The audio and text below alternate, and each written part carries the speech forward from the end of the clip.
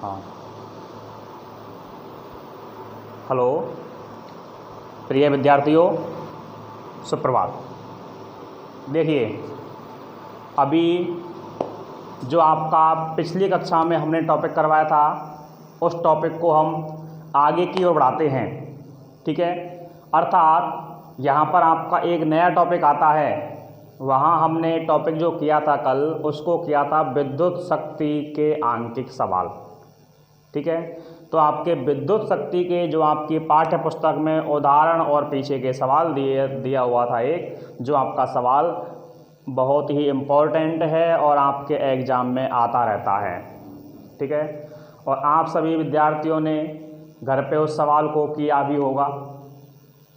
हमने करवाया था, उसको आपने उतारा है। इसके बाद में हमने कहा था कि आपको भी प्रैक्टिस करनी है बेटा। ठीक है, तो आपने भी खुद उसकी प्रैक्टिस की होगी। इसके बाद में हम आगे एक नया टॉपिक लेते हैं, जो अभी तक हमने पीछे का भाग पढ़ा है, उससे इसका इतना कोई प्रभाव नहीं है। ठीक है, प्रभाव है लेकिन बहुत कम है। एक नया ही टॉपिक है और उसका नाम है चुंबक। क्या है? चुंबक। लेकिन यहाँ पर दिया गया है विद्युत धारा का चुंबकीय प्रभाव। क्या नाम दिया हुआ है बेटा? विद्युत धारा का चुंबकीय। यहाँ कौन सा प्रभाव है बेटा? चुंबकीय। तो विद्युत धारा का चुंबकीय प्रभाव हमें यहाँ पर देखना है। ठीक है, या जिसे हम बोलते हैं magnetic effect of electric current. Magnetic effect of electric current. ठीक है, या विद्युत धारा का चुंबकीय प्रभाव। और चुंबकीय मतलब चुंबक आप सभी जानते हैं, पहली बात तो। लेकिन यहाँ आपका वो वाला चुंबक नहीं लिया गया है जो हम साधारण काम में लेते हैं। उस चुंबक को काम में लेने के अलावा यहाँ पर एक चालक तार लिया गया है। क्या लिया गया है? एक चालक तार। क्या लिया गया बेटा? चालक तार। और उस चालक तार में जो धारा प्रवाहित की गई है, और वो धारा कौन सी है? विद्युत धारा। तो किसी चालक तार में धारा प्रवाहित करने पर, किसी चालक तार में विद्युत धारा प्रवाहित करने पर उस चालक तार में उत्पन्न चुंबकीय क्षेत्र को हमने क्या कहा गया है? चुंबकीय प्रभाव। तो सबसे पहले हम ये देखते हैं कि ये है क्या। तो चुंबकीय प्रभाव की जो खोज की थी, उसकी खोज करता है, या आपके जो वैज्ञानिक का नाम है वो क्या है बेटा? ओरस्टेड। ठीक है, तो यहाँ हम लिखेंगे ओरस्टेड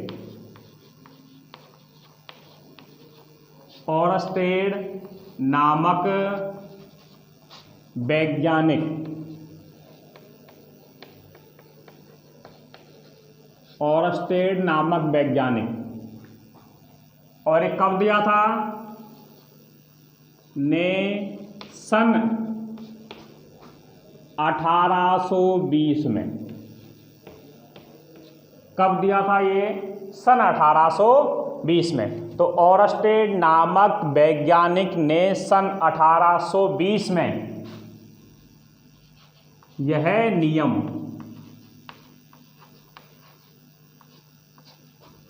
समझाया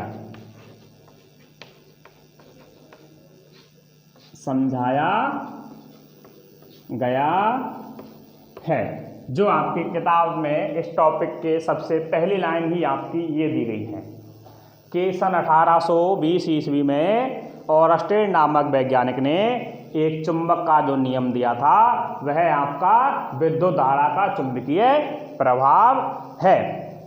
अब इसमें यहाँ हम क्या करते हैं? तो सबसे पहले किसी चालक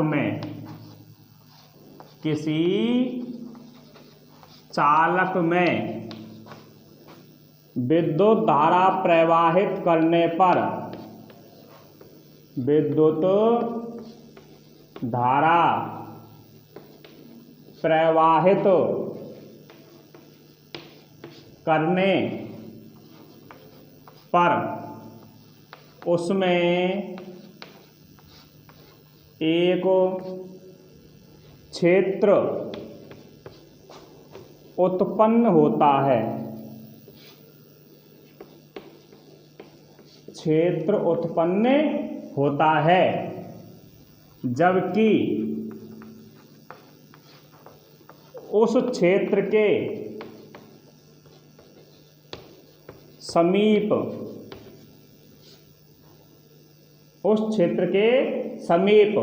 दिक् सूचक, जिसको हम नाम देते हैं कंपास, ये अभी समझाएंगे कि कंपास क्या है।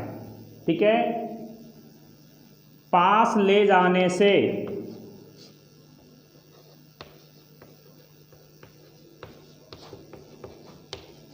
प्रभावित होता है, प्रभावित या विक्षेपित होता है, प्रभावित या विक्षेपित होता है, जिसके निम्न नियम हैं, जिसके निम्न नियम हैं। अब यहां पर हम आपको नियम बताएंगे कि आपके नियम कौन कौन से हैं।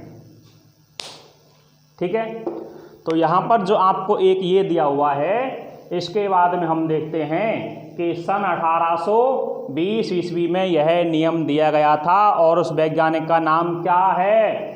ऑरस्टेड नामक वैज्ञानिक ने यह नियम सन 1820 में प्रतिपादित किया, या यह नियम समझाया, या यह नियम किया गया, कुछ भी कह सकते हैं।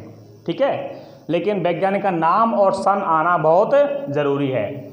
इसके बाद में हम अभी तक क्या पढ़ते आए थे कि किसी चालक तार में विद्युत धारा प्रवाहित करने पर, देखो वहाँ तक तो सही है।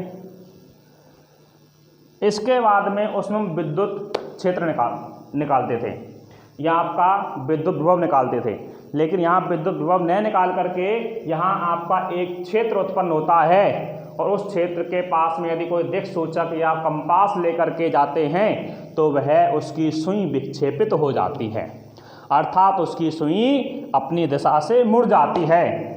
और यही जो नियम है विद्युत धारा का चुंबकीय प्रभाव कहलाता है। अतः यह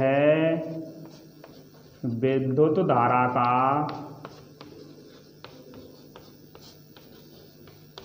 चुंबकीय प्रभाव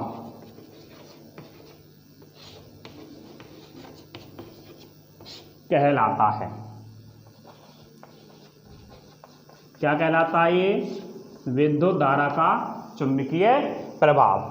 अब देखिए यहाँ पर जो आपका चुंबकीय प्रभाव है, अर्थात किसी चालक तार में विद्युत धारा प्रवाहित करने पर उसमें उत्पन्न क्षेत्र के पास में कोई दिक् सूचक या आपका कंपास लेकर के जाते हैं तो वह अपनी दिशा से विचलित हो जाता है, या प्रभावित हो जाता है, या विक्षेपित हो जाता है। इसके कुछ नियम दिए गए और यह विद्युत धारा का चुंबकीय प्रभाव कहलाता है। अब हम देखते हैं कि यहाँ पर जो इसके नियम दिए गए थे वो नियम कौन कौन से हैं। तो यहाँ पर हम इसके 3 नियम पढ़ेंगे।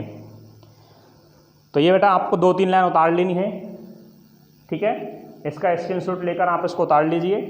इसके बाद में हम इसको आगे इसके तीनों नियमों को पढ़ते हैं।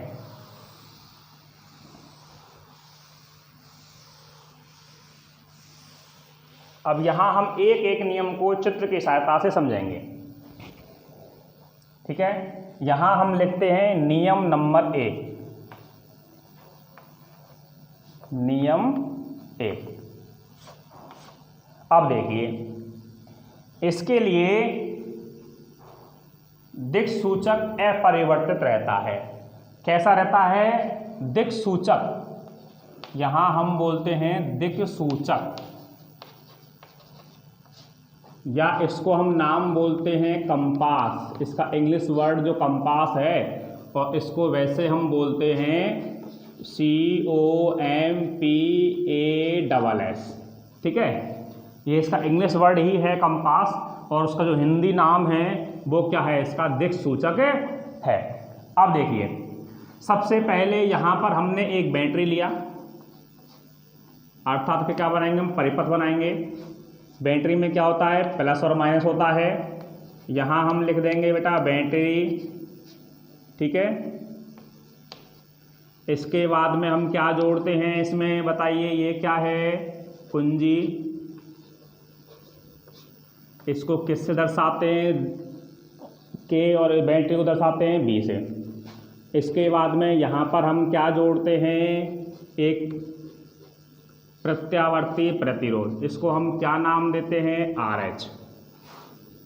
और यहाँ पर हम एक चालक तार लगा देते हैं, और इस चालक तार को हम यहाँ इधर जोड़ देते हैं इस परिपथ से। और ये जो आपको दिया गया है ये एक चालक तार है। कौन सा है ये, चालक तार।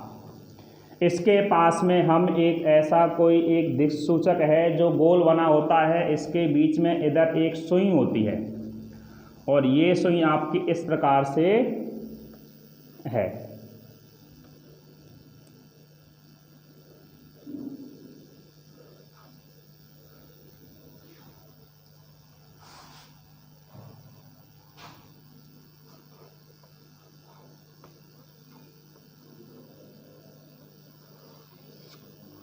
इसको हम क्या बोलते हैं, दिक्सूचक या कंपास। दिक्सूचक या कंपास, ये जो इसका सिरा होता है उसको हम बोलते हैं इसका एन सिरा। कौन सा बोलते हैं इसको, एन। इसको क्या बोलते हैं, एस। अर्थात ये चुंबक का नॉर्थ सिरा होता है और ये इसको दर्शाता है साउथ सिरा को। अर्थात इसको उत्तर ध्रुव बोलते हैं, इसको दक्षिण बोलते हैं, ठीक है। ये हम अभी आगे थोड़ा और इसको एक्सप्लेन कर देंगे थोड़ी अच्छी तरीक़ा से कि चुंबक क्या है, इसमें कौन कौन से ध्रुव होते हैं और किस ध्रुव को हम क्या कहते हैं, ठीक है। तो पहले अभी एक बार हमने यहाँ पर पहले नियम का हमने परिपथ चित्र बनाया है। इस परिपथ चित्र में हम देखेंगे कि यहाँ पर क्या क्या लगा हुआ है, ठीक है। ये क्या है आपकी बैटरी, ये क्या है कुंजी, ये क्या है आपका परिवर्ती प्रतिरोध, ये आपका चालक तार। और अब देखिए, पहला नियम जो है वो ये है कि दिक्सूचक जो आपका कंपास है कैसा है, अपरिवर्तित है। कैसा है, अपरिवर्तित।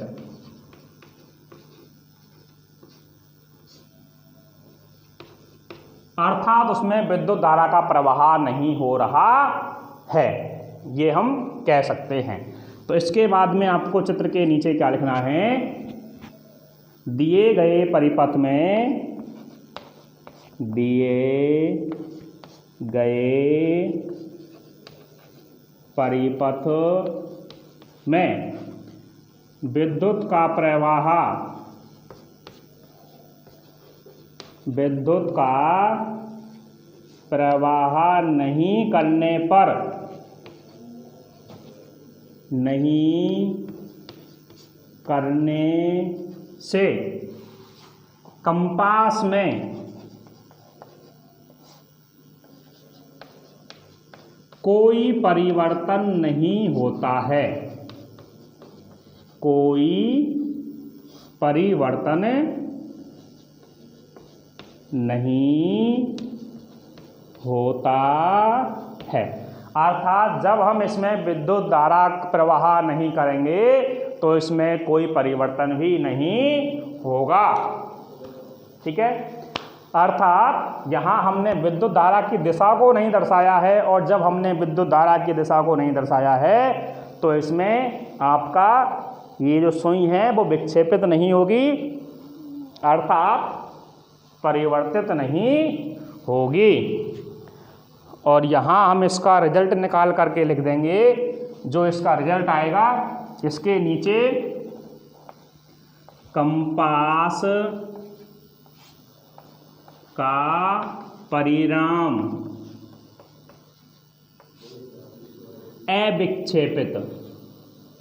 कैसा होगा? अविक्षेपित होगा, अविक्षेपित होगा। यही आपका पहला नियम है। अर्थात हम इसको ऐसे भी समझ सकते हैं, जैसे आप अपने घर पर हो और कुछ विद्यार्थी क्या होते हैं, यदि उनके माता पिता घर पर नहीं होते हैं तो वो पढ़ाई नहीं करते हैं, पढ़ाई नहीं करते हैं, वो अपने दोस्तों के साथ में घूमने चले जाते हैं। और जब वो अपने दोस्तों के सामने घूमने चले जाते हैं तो वो वहाँ पर कैसे हैं? स्वतंत्र हैं। कैसे हैं? स्वतंत्र हैं। अर्थात उनमें इस चीज़ का कोई भी प्रभाव नहीं पड़ेगा। किसका? पढ़ने का। वो आराम से अपनी मर्जी से जिएंगे। तो यहाँ आपका जैसा चुम्बक रखा गया है वैसा ही चुम्बक है, और यही आपका दिक्सूचक का या आपके कंपास का अपरिवर्तित होना या अविक्षेपित होना ही इसका द्वितीय पहला नियम कहलाता है। उतार लीजिए इसको। फिर हम चलते हैं इसके दूसरे नियम पर। उतार लें, इसका स्क्रीनशॉट ले लें। उसके बाद में आपको ये कॉपी में उतार लेना है। इसके बाद में हम यहाँ पर इसका दूसरा नियम पढ़ेंगे, नियम नंबर 2। तो नियम नंबर जो आपको 2 दिया हुआ है, इसमें आपका दिक्सूचक परिवर्तित होगा। कैसा होगा? परिवर्तित। नियम 2, दिक्सूचक या कंपास विक्षेपित। कंपास कैसा होगा? विक्षेपित होगा। तो यहाँ पर अब देखिए, विद्युत धारा जो आपकी आती है वो कहाँ आती है? प्लस से माइनस की ओर आती है। तो यहाँ आपका क्या देखा गया है? विद्युत धारा, और यहाँ से ये इस प्रकार से आपकी विद्युत धारा चली जाती है। और जो आपका ये कंपास इस तरह से दिया हुआ है, अब ये कंपास की जो आपकी सुई है वो यहाँ से घूम जाएगी, मतलब इस प्रकार से इधर आ जाएगी।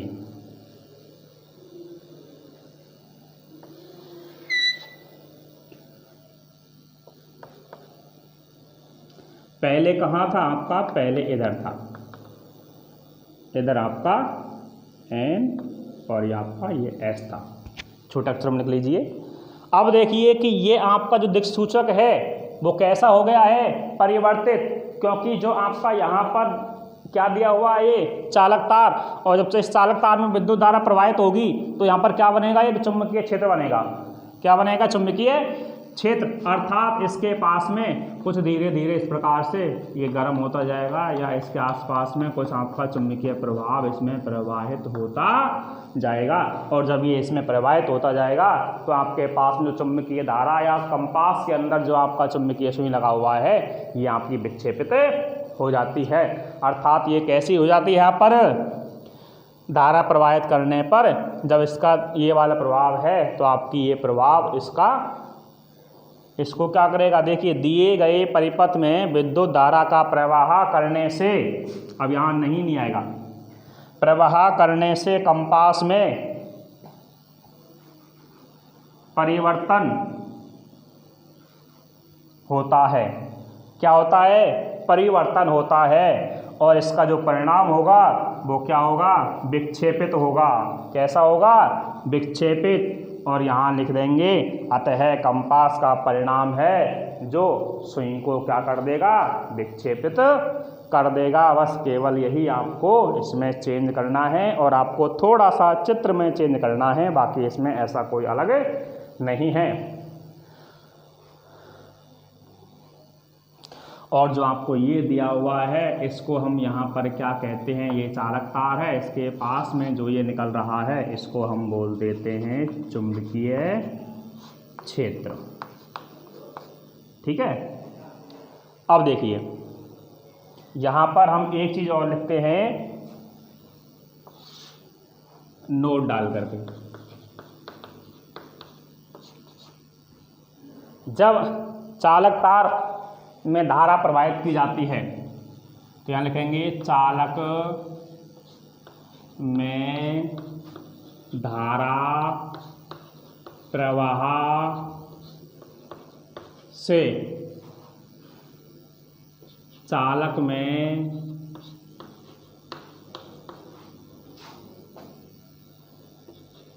चुंबकीय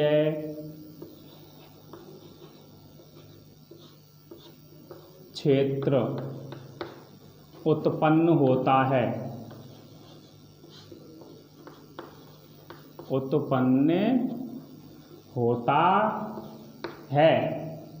जिसके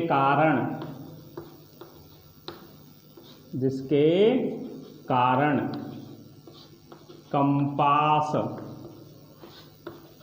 की सुई विक्षेपित हो जाती है,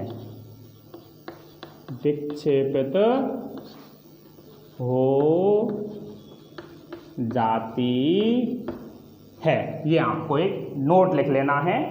तो आप इस नोट को भी उतार लीजिए, ठीक है। कुछ नहीं है, जो हमने यहाँ लिखा था बस वही यहाँ एक नोट बना करके लिख दिया है कि किसी चालक तार में हम यदि धारा प्रवाहित करते हैं तो वह उसमें विक्षेपित हो जाती है, क्योंकि वहाँ पर क्या बनता है कि चुंबकीय क्षेत्र बनता है। अब यहाँ जो आपका नियम नंबर 3 आता है, ये नियम नंबर 2 आपको उतार लेना है बेटा, ठीक है, और नोट भी आपको उतार लेना है। 3 ऐसे कैसे रहेगा, लेकिन यहाँ आपके चित्र में ये आपका चित्र आपको 3 बार बनाना अलग अलग, हम इसी में परिवर्तन कर दे रहे हैं, ठीक है। अब देखिए, इधर हमने बैटरी का प्लस माइनस बदल दिया है। जब बैटरी का प्लस माइनस बदल दिया है तो आपकी विद्युत धारा इसमें उल्टा प्रवाह हो जाएगा, और जब विद्युत धारा का उल्टा प्रवाह हो जाएगा तो इस प्रकार से ये जो आपका चुंबक है किसका, कंपास का, वो इस प्रकार से बदल जाएगा।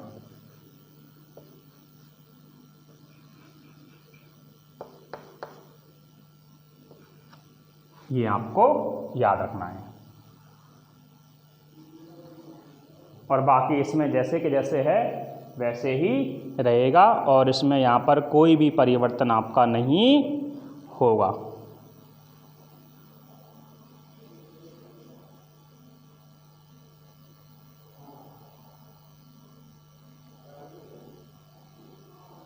उतार लीजिए इसको, केवल चित्र परिवर्तन करना है और ये ऐसे कैसे ही रहेगा, बाकी इसमें कुछ भी नहीं है। चाहे विद्युत धारा का प्रवाह कैसे भी हो, चाहे उसका उल्टा हो या सीधा हो, हम बैटरी के तारों को बदल देते हैं। तो कई बार आपने देखा होगा कि हमारे जो कुछ मोटर होती हैं, कुछ पंखे होते हैं, उनमें क्या होता है बेटा, जैसे यदि हम उसके तारों को उल्टा सीधा कर देते हैं तो आपका पंखा उल्टा सीधा घूमने लग जाता है। यदि तार सीधे लग जाते हैं तो मोटर सीधी घूमती है, यदि आपके तार उल्टे लग जाते हैं तो वह मोटर उल्टा घूमना शुरू कर देती है, ठीक है। बाकी इसमें ऐसा कोई नया नहीं है, एक भाषा वाला पार्ट है, ये आपको समझ में आ गया होगा, उतार लेना है। इसके बाद में हम यहाँ पर जो आपको चुंबक दिया गया है, चुंबक के बारे में हम यहाँ पर एक छोटी ही जानकारी पढ़ेंगे कि चुंबक क्या है। इसके बाद में जो आपको कंपास दिया गया है, हम आपको एक कंपास का फोटो दिखाते हैं।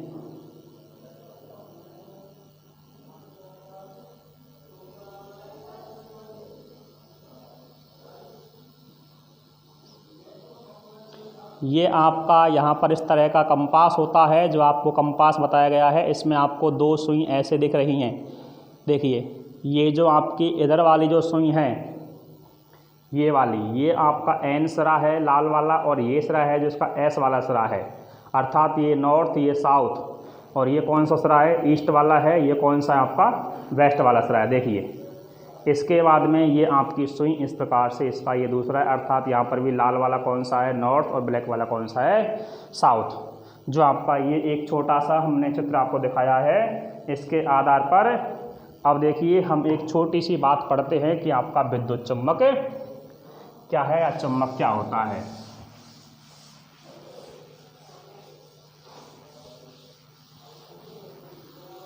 यहाँ हम बात करेंगे चुम्बक के लिए। चुम्बक आपने 6वीं 7वीं 8वीं क्लास में बहुत पढ़ा है बेटा, ठीक है। तो यहाँ हम देखते हैं चुम्बक।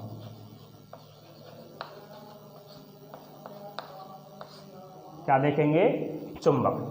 सबसे पहले हम क्या जानते हैं कि चुंबक क्या होता है? चुंबक आपकी लोहे की वस्तुओं को आकर्षित करता है। क्या करता है ये? लोह वस्तुओं को, लोहे की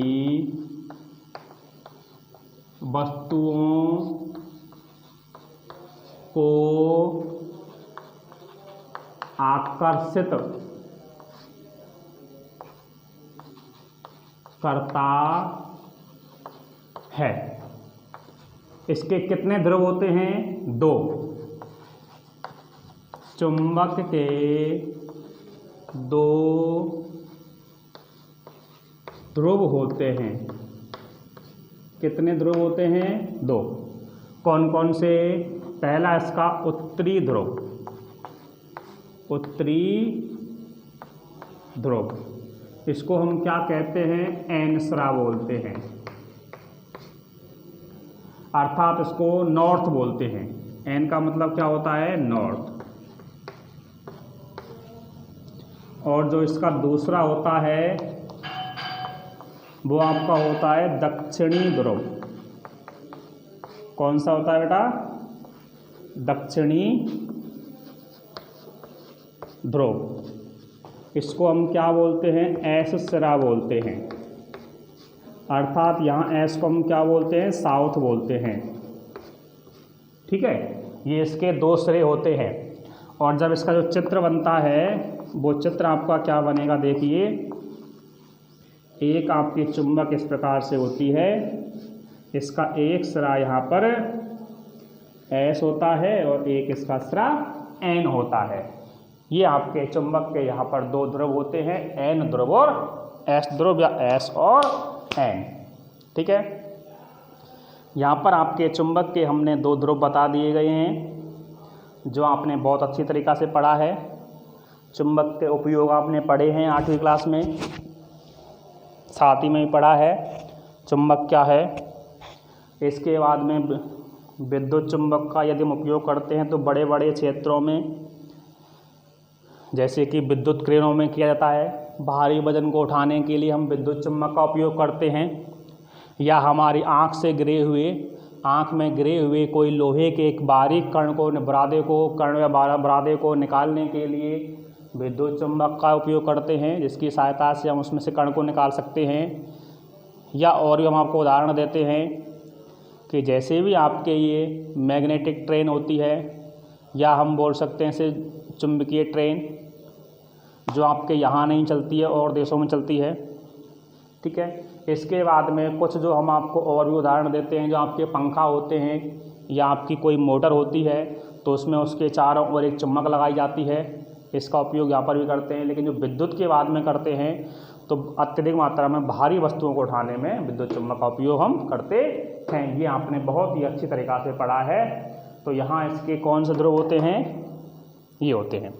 अब यहाँ पर आपने एक छोटा सा प्रयोग भी पढ़ा होगा, ठीक है, कि किसी चुंबक को धागे से बांधकर यदि हम उसको लटका दिया जाए इस प्रकार से, तो इसका उत्तरी ध्रुव उत्तर दिशा की ओर और दक्षिणी ध्रुव दक्षिण दिशा की ओर ठहरता है।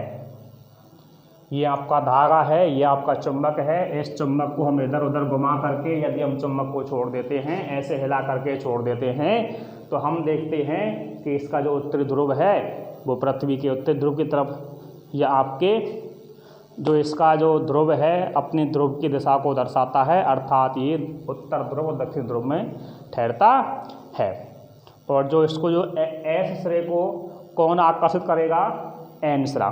अर्थात यहाँ पर हम बोल सकते हैं इसके जो विपरीत ध्रुव हैं उन दोनों में क्या होता है? आकर्षण, और समान ध्रुवों में क्या होता है? प्रतिकर्षण। यहाँ हम लिखते हैं असमान ध्रुवों में क्या होता है? आकर्षण। समझाएंगे कैसे?